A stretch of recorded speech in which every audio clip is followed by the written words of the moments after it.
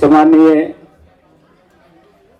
वत्स जी, Rawat ji, captain साहब और सभी इस ज्योतिष गंगा के सितारों, बहुत बहुत अभिनंदन, बहुत बहुत आपका धन्यवाद। मैं केवल 5 मिनट ही लूँगा। सबसे पहले तो कॉस्मिक रिवर की संचालक जैस्मिन जी को बहुत बहुत बधाई। इतना बढ़िया कार्यक्रम, बहुत सुनियोजित, और ये उनका जो मैं अटेंड कर रहा हूँ वो दूसरा प्रोग्राम है, बहुत अच्छा लगा। उनको सभी की ओर से बहुत बहुत बधाई। एक हफ्ते बाद नया संवत शुरू हो रहा है 2079, उसके भी आपको सभी को बहुत बहुत शुभकामनाएं। और संवत के साथ साथ 3 बड़े ग्रह भी चेंज हो रहे हैं, राहु, शनि और गुरु। ये भी कुछ नयापन लाएंगे हमारे जीवन में, भारत में, विश्व में। और अभी वत्स जी से मेरी बात हो रही थी तो हम बात कर रहे थे कि शनि जब कुंभ राशि में आ जाए, गुरु अपनी राशि में आ जाएंगे, तो 1 मई के बाद कहीं न कहीं विश्व शांति का दौर आरंभ हो सकता है। तो ये एक पॉजिटिव चीज़ ज्योतिष के हिसाब से हमारा अनुमान है कि होगा। और भारत इसमें मुझे लगता है कोई विशेष भूमिका निभाएगा और विश्व शांति का दौर जो है एक बार फिर शुरू हो जाएगा।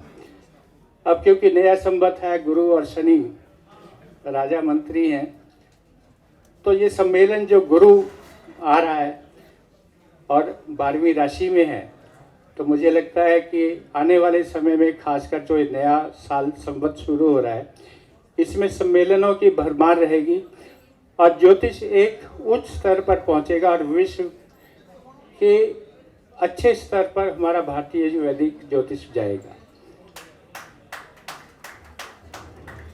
आज ज्योतिष के 2 आयामों पर मैं बात करना चाहूँगा, बहुत शॉर्ट में। एक प्रोग्राम देख रहा था मैं पुनर्जन्म के ऊपर, जिसमें रावत जी ने भी एज पैनलिस्ट वहाँ पर भाग लिया था।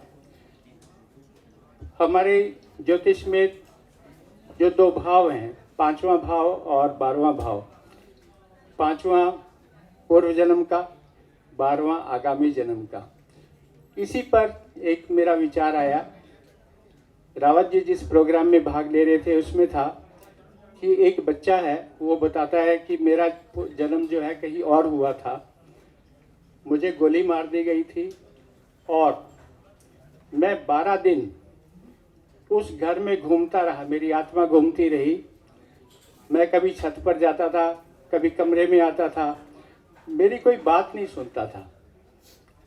तो रावत जी ने बताया कि हमारे हिंदू सिस्टम में जो 13 दिन का एक अवकाश रहता है, 13 दिन का शोक रहता है, उसमें आत्मा वहीं रहती है। और ये बिल्कुल प्रूव हुआ उस बच्चे की बात से कि जो हमारे हिंदू धर्म में 13वीं की जाती है, उसके पीछे कोई कारण है और वो साइंटिफिक कारण ही है। हमारा तो ज्योतिष पूरा ही साइंटिफिक है, उसको ढूंढने की ज़रूरत पड़ती है, समझाने की ज़रूरत पड़ती है। तो यहाँ पर जो मेरा मंतव्य है, जो एक कहने का भाव है, वो ये है कि एक रिसर्च वर्क जरूर होना चाहिए, एक शोध होना चाहिए, अनुसंधान होना चाहिए। क्योंकि ये जो लाइव केसेस कई हैं, वो जो लाइव केसेस आगरा का था, तो उसमें जो डेट ऑफ डेथ है, जिसको गोली मारी गई, उसकी डेट ऑफ बर्थ है, डेट ऑफ डेथ है, उसका अपना भी डेट ऑफ बर्थ है। जिस बच्चे ने जन्म लिया, जिसकी आत्मा उस बच्चे में आ गई है, उसकी भी डेट ऑफ बर्थ और टाइम है। तो एक अनुसंधान का बहुत बड़ा स्कोप है कि हम ऐसी जन्म पत्रियों को देखें कि क्या ऐसे व्यक्ति, और ये जो बातें हुई है, जितने भी पुनर्जन्म के जो केस आए हैं, उसमें अकस्मात डेथ हुई है, जैसे उसको गोली मारी गई, किसी को कुछ हुआ।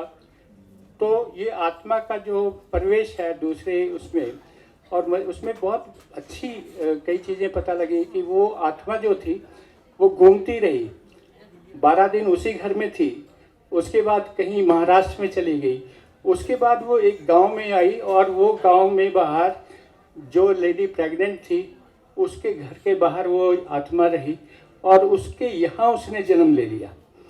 तो देखिए जो हमारा हिंदू सिस्टम है उसमें आत्मा, परमात्मा, पुनर्जन्म की कितनी बातें हैं और सारी लाइव की चीज़ें हैं और सारा उसमें साइंटिफिक है।